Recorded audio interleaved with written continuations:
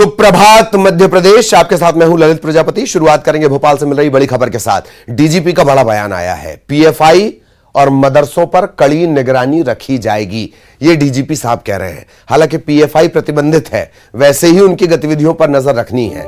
रहा सवाल मदरसों का, तो उसके लिए निर्देश दिए जा चुके हैं। सभी जोन आईजी को निर्देश दे दिए गए हैं। शाम 6 से रात 9 बजे तक पैदल गश्त करें जवान। पीएफआई और मदरसों पर कड़ी निगाह रखी जाए।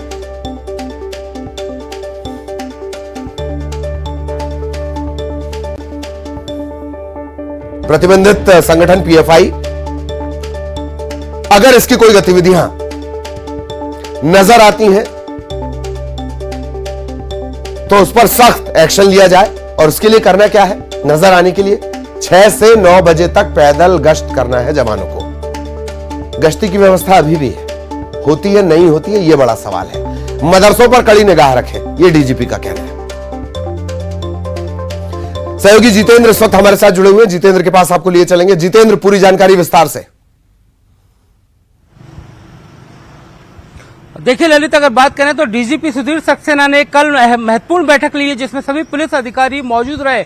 इंदौर के पुलिस कमिश्नर और भोपाल पुलिस कमिश्नर समेत तमाम अधिकारी मौजूद रहे और ये हिदायत दी गई है कि तमाम जो मदरसे हैं उन पर नजर रखी जाए। और इसके अलावा पीएफआई पर जिस तरह से शिकंजा कसा, उस पर और आगे से लगाम लगाने के लिए जमीनी स्तर पर पुलिस अधिकारियों को उतरना होगा। 6 बजे से लेकर रात को 9 बजे तक पैदल गश्त करनी होगी। इसके अलावा शराब, जुआ और इस तरह की जो गतिविधियां चल रही हैं, ऐसे अपराधियों पर लगाम लगाने के लिए पुलिस को नकेल कसना होगा।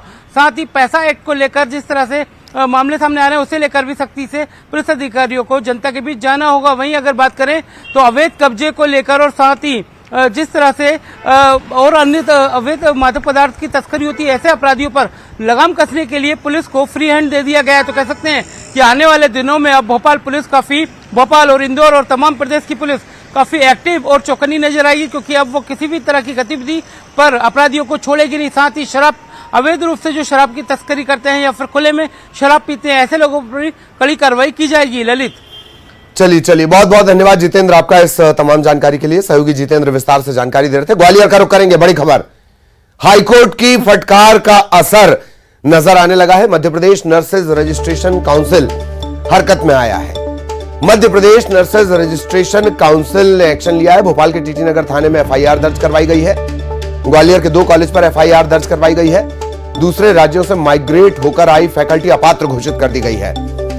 नर्सिंग कॉलेजों की 2697 फैकल्टी अपात्र है। 200 से ज्यादा नर्सिंग कॉलेजों की मान्यता खतरे में है।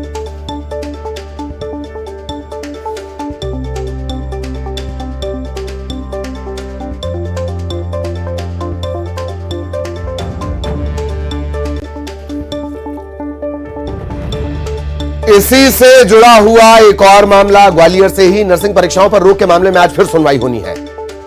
यह सुनवाई लगातार चल रही है। हाईकोर्ट की डबल बेंच में यह सुनवाई होगी। हाईकोर्ट ने नर्सिंग काउंसिल और शासन को लताड़ लगाई थी। फटकार चूंकि छोटा शब्द होता है, लताड़ लगाई गई थी। आज नर्सिंग परीक्षाओं के मामले में अदालत फैसला ले सकती है। कितनी बड़ी टिप्पणी थी, सोचिए। अदालत अगर यह कह दे कि अदालत को लॉलीपॉप न दे। सहयोगी सुशील इस वक्त हमारे साथ जुड़े हुए हैं। सुशील, नर्सिंग काउंसिल के एक्शन के बारे में अभी हमने बताया, तो यह जरूरी हो गया है कि जब तक अदालत यह ना कहे कि फलाने को पक्षकार बनाओ, वो भी हाईकोर्ट, तब एक्शन लिया जाएगा। बहरहाल दोनों पर जानकारी विस्तार से दें जरा। बिल्कुल ललित जी, देखिए मध्य प्रदेश नर्सिंग परीक्षाओं पर जो हाईकोर्ट ने रोक लगाई थी 27 फरवरी को, उस रोक के बाद लगातार इस मामले की सुनवाई चल रही है। सुनवाई के बाद जहां शासन और निजी कॉलेज संचालकों ने इस रोक को हटाने के लिए गुहार लगाई थी, लेकिन उनके आवेदन, उनकी गुहार उन पर ही उल्टी पड़ गई है। हाईकोर्ट ने इस पूरे नेक्सस को अब जाँच के दायरे में ले लिया है। आज इस मामले में अहम सुनवाई हाईकोर्ट में होगी। इसके साथ ही हाईकोर्ट ने पिछली सुनवाई जो हुई थी 26 अप्रैल को, उसमें ये फटकार लगाई थी और कहा था कि Madhya Pradesh nurses registration council जो है उस पर हम भरोसा नहीं कर सकते, उसका रिकॉर्ड बहुत खराब है। इस सख्त टिप्पणी के साथ ही हाई कोर्ट ने Madhya Pradesh nurses registration council को भी इस मामले में पक्षकार बनाने के निर्देश दे दिए थे। अब वो भी एक तरह से पक्षकार इसमें बन गया है। तो फटकार के बाद और पक्षकार बनने के बाद नर्सेज रजिस्ट्रेशन काउंसिल हरकत में आया है। ग्वालियर के 2 निजी कॉलेज जो है नर्सिंग कॉलेज, उनके खिलाफ एफआईआर भोपाल के टीटी नगर थाने में दर्ज कराई है Madhya Pradesh nurses registration council ने। इसके अलावा अन्य राज्यों से माइग्रेट होकर जो मध्य प्रदेश के नर्सिंग कॉलेजों में पढ़ाने वाली फैकल्टी है, ऐसी 2600 से ज़्यादा फैकल्टी को अपात्र घोषित कर दिया है। इसके साथ ही ये माना जा रहा है कि जो मध्य प्रदेश में बाहर से फैकल्टी आई थी, वो अपात्र होने के बाद मध्य प्रदेश के 485 में से लगभग 200 नर्सिंग कॉलेज जो है उनकी मान्यता अब खतरे में पड़ जाएगी, क्योंकि फैकल्टी अपात्र घोषित होने का मतलब ये है कि जो वहाँ नियुक्त किए गए हैं प्रोफेसर पढ़ाने के लिए, वो पात्र ही नहीं है। दरअसल दूसरे राज्यों से जब फैकल्टी मध्य प्रदेश में आकर नर्सिंग कॉलेजों में पढ़ाने का काम करती है, हाँ। तो उनको Madhya Pradesh nurses registration council में रजिस्ट्रेशन कराना होता है नियुक्ति के 1 महीने के अंदर, जो कि नहीं हुआ है 2500 से ज़्यादा फैकल्टी के द्वारा। तो अब उन पर भी तलवार लटकी है 200 से ज़्यादा नर्सिंग कॉलेजों पर। बाहर की फैकल्टी कूटरचित तरीके से सिर्फ कागजों में यहाँ पर तैनात रहती है और गोरख धंधा इन कॉलेजों का चलता रहता। तो आज अहम सुनवाई ये हो सकता है कि इसमें जो बाकी के कॉलेज है और जो बाकी के नए घटनाक्रम और मामले सामने आए, उनकी जांच के लिए भी हाई कोर्ट सीबीआई को निर्देशित करे।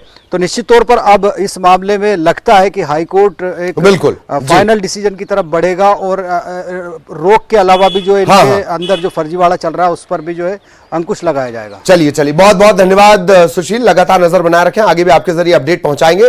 प्रधानमंत्री को जहरीला सांप बताने वाले कांग्रेस के राष्ट्रीय अध्यक्ष मल्लिकार्जुन खड़गे के बयान पर सांसद प्रज्ञा ने करारा जवाब दिया है। प्रज्ञा ने कांग्रेस को संस्कारहीन पार्टी बताया है। वैसे प्रज्ञा श्राप देने की एक्सपर्ट भी हैं, तो उन्हें तत्काल इस पर श्राप जैसा कोई एक्शन लेना चाहिए था। कभी हिंदुओं को आतंकवाद कहती है, कभी भगवा को आतंकवाद कहती है, और अब प्रधानमंत्री संवैधानिक पद पर रहने वाले देश के प्रधानमंत्री को जहरीला सांप बोल रही है। ये जो अभद्र भाषा है, अश्लील भाषा है, इस भाषा में ये उनके ही संस्कार है, कांग्रेस पार्टी के संस्कार। उनका राष्ट्रीय अध्यक्ष ऐसे बोल रहे हैं। आप किससे कल्पना कर सकते हो कि कांग्रेस पार्टी का एक भी व्यक्ति, जब राष्ट्रीय अध्यक्ष ऐसे है तो एक भी व्यक्ति उनका किसी समाज में जाने लायक है?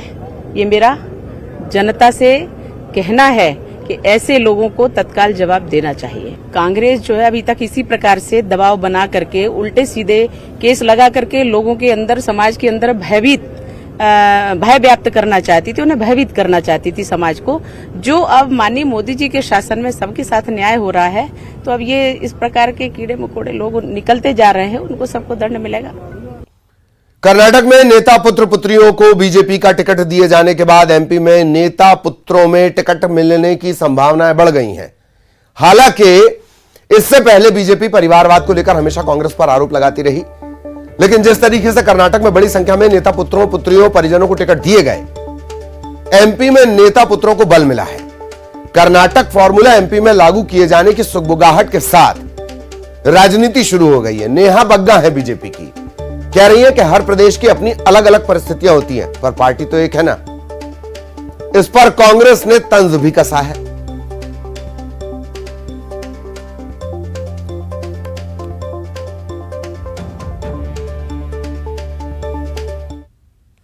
सिद्धार्थ मलैया जी भारतीय जनता पार्टी परिवार के ही सदस्य हैं और कई बार कई प्रकार के आक्रोश में निर्णय लिए जाते हैं, पर जो भारतीय जनता पार्टी की विचारधारा है, जो संगठन जिस प्रकार से काम करता है, जिस तरीके से सरकार की योजनाओं का लाभ जन जन तक पहुंच रहा है, इसको लेकर वो जरूर आए हैं वापस अपने परिवार में ही।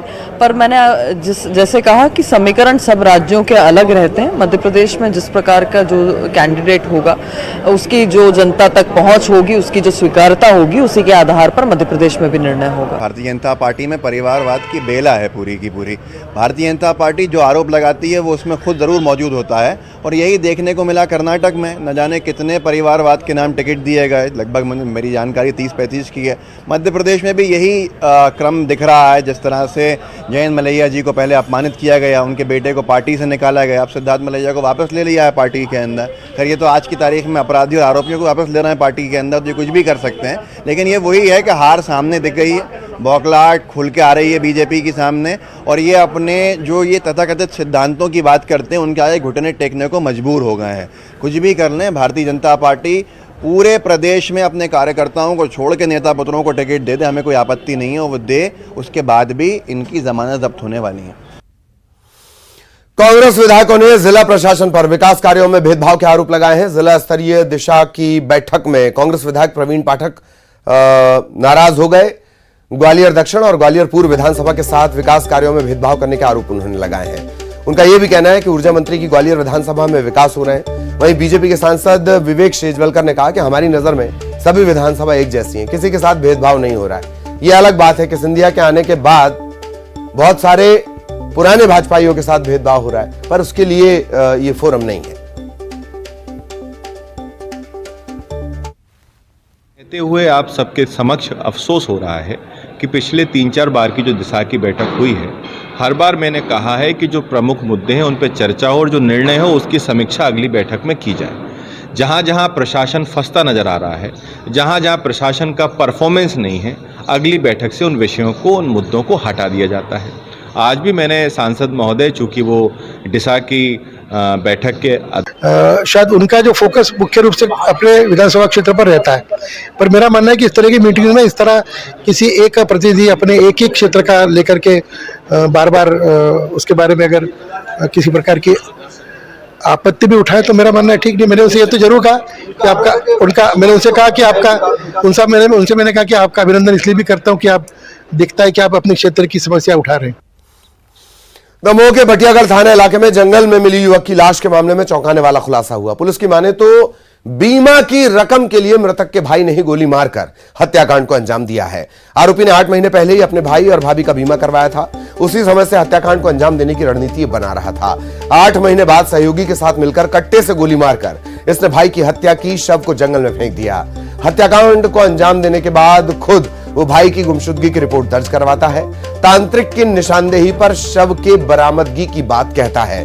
पुलिस को जब उसके बयान में साजिश नजर आई तो सख्ती से पूछताछ की गई, टूट गया और सारा राज उगल दिया। पुलिस ने आरोपी के सहयोगी को भी गिरफ्तार कर लिया है। वारदात में इस्तेमाल हथियार भी बरामद हो गया है।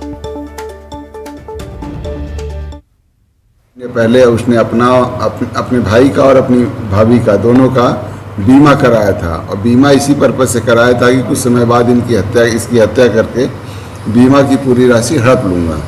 इसी योजना को अंजाम देने के लिए उसने 22 तारीख को अपने भाई को अपने दोस्त चंद्रभान सिंह लोधी के साथ जाकर ले गया और घटनास्थल के पास ही शराब पीने लगे। उसी दौरान वहाँ पर विवाद होने पर उसी दौरान उसने अपने भाई सुरेंद्र सिंह को गोली मार दी, जो दाहिनी तरफ कांख के नीचे लगी और दूसरी तरफ से निकल गई थी। और ये घटना में जो इसके द्वारा हथियार प्रयुक्त किया गया था, वो पूछताछ के बाद इन दोनों आरोपियों चंद्रभान और वीरेंद्र से पूछताछ के बाद बरामद कर लिया गया था, कट्टा मिल गया है। इसके अलावा बीमा की जो कागजात हैं, सारे कागजात इससे जब्त हुए हैं। उसने मृतक का 4.5 लाख का बीमा कराया था और बीमा के सारे कागजात जब्त हो गए। बीमा की सारी राशि खुद ही जमा करता था। दोनों आरोपियों को गिरफ्तार करके न्यायालयीन अभिरक्षा में भेज दिया गया। खबर सतना से, जहां एक डॉक्टर दंपत्ति पर अपना निजी क्लिनिक में भ्रूण हत्या और लिंग परीक्षण के आरोप लगे हैं। दरअसल डॉक्टर और उसके साथ एक नर्स और कुछ मेडिकल वेस्ट जलाते हुए पकड़े गए। मीडिया के वहां पहुंचने पर डॉक्टर नर्स के साथ भाग गए। डॉक्टर मनोज जगवानी और उनकी पत्नी भूमिका जगवानी एक अवैध क्लिनिक चलाते हैं, यह आरोप है। शिशु रोग विशेषज्ञ मनोज जगवानी की पत्नी भूमिका प्रसव विशेषज्ञ हैं, जो सतना जिला अस्पताल में पदस्थ है, गायनी है ये। जब मीडिया डॉक्टर से बात करने पहुंचा तो बाहर ही नहीं आए। बहरहाल जिला स्वास्थ्य अधिकारी ने लिखित शिकायत मिलने पर जांच टीम बनाकर जांच की बात कही है। टूटी से डॉक्टर साहब साथ में टोपी लगाए थे। डॉक्टर साहब आप टी-शर्ट पहने हुई थी। डॉक्टर साहब से बात करिए ना, मेरे से बात करिए। बताओ ना, बुला के लाओ डॉक्टर साहब को। आने वाले हैं। बता के आओ ना बेटा। आ रहे हैं। हाँ, आप नहीं गई थी, श्योर है ना? भ्रूण हत्या और लिंग परीक्षण का लिंग हत्या, इसमें थोड़ा फर्क है। फर्क ये है कि MTP medical termination of pregnancy जो होती है, एक लीगल अधिकार भी होता है जो नॉर्मल तौर पे जिसका हम मेडिकल टर्मिनेशन कर सकते हैं। लेकिन सेक्स डिटरमाइन करके भ्रूण हत्या करना एक दंडनीय अपराध है। इसके लिए 10,000 तक का जुर्माना, 3 साल तक का कठोर कारावास है। ऐसी कोई भी सूचना समाज की तरफ से अगर किसी की आती है, संज्ञान में आता है, तो उसकी कार्रवाई तुरंत जांच कराई जाती है, कार्रवाई की जाती है। खबर डबरा से, जहां वंदे भारत एक्सप्रेस से एक जानवर टकरा गया। ग्वालियर के डबरा में वंदे भारत एक्सप्रेस से जानवर टकराया। नई दिल्ली से भोपाल वंदे भारत ट्रेन जा रही थी और इसके बाद इंजन का जो बोनट है वो क्षतिग्रस्त हो गया। डबरा स्टेशन पर 15 मिनट वंदे भारत को रोकना पड़ा। शाम 6:15 की यह घटना है। टेक्निकल स्टाफ ने बोनट को दुरुस्त किया, तब जाकर वंदे भारत को आगे रवाना किया जा सका।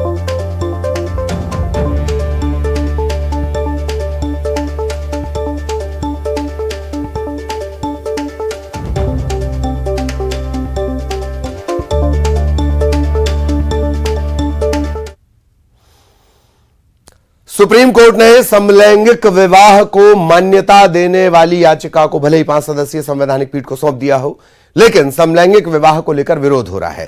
सामाजिक कार्यकर्ता माला सिंह ठाकुर के नेतृत्व में सामाजिक संगठनों की महिलाओं ने इंदौर कलेक्ट्रेट कार्यालय पर प्रदर्शन किया। कलेक्टर को, प्रधानमंत्री को, राष्ट्रपति को चीफ जस्टिस ऑफ इंडिया के नाम ज्ञापन सौंपा गया। इसमें समलैंगिक विवाह को मान्यता न देने की मांग की गई है।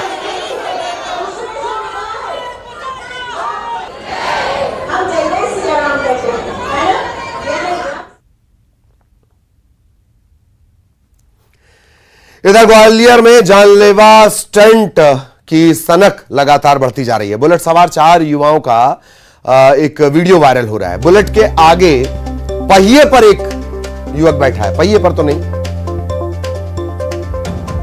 जो गार्ड लगा होता है पहिए के ऊपर, उस पर यह युवक बैठा है। पड़ाव इलाके में तेज रफ्तार से ये बुलेट दौड़ाई गई, तकरीबन 3 किलोमीटर तक। राहगीर ने एक वीडियो बनाया है, ये वीडियो वायरल हो रहा है। ट्रैफिक पुलिस बुलेट सवारों की तलाश में जुटी हुई है।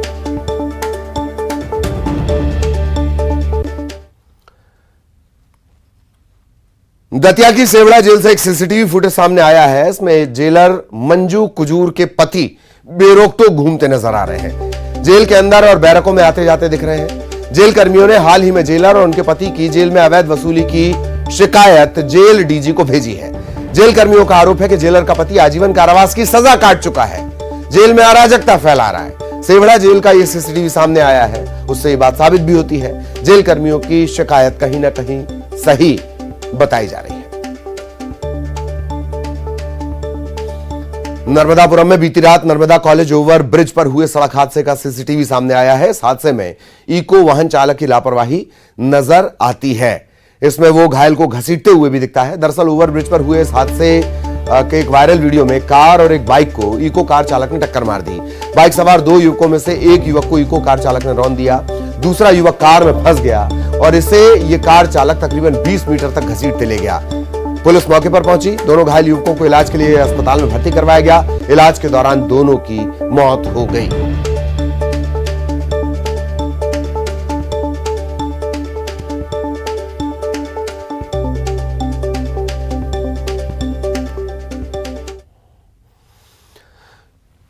खबर इंदौर से, जहां इमारत की दूसरी मंजिल में आग लग गई। बैंक की ऊपरी मंजिल पर यह आग लगी और आग लगने के कारण अभी साफ नहीं हो पाए हैं। मौके पर पहुंची फायर ब्रिगेड की टीम ने आग बुझाने की कोशिश शुरू कर दी है। मल्हारगंज थाना इलाके के मालगंज चौराहे की घटना है। आग पर काबू पाने की कोशिश लगातार की जा रही है। बैंक की ये इमारत है, ऊपरी मंजिल में इसमें आग लगी। धुआं उठता देख फायर ब्रिगेड को इत्तला दी गई। देखते ही देखते आग पूरी इमारत में फैल गई।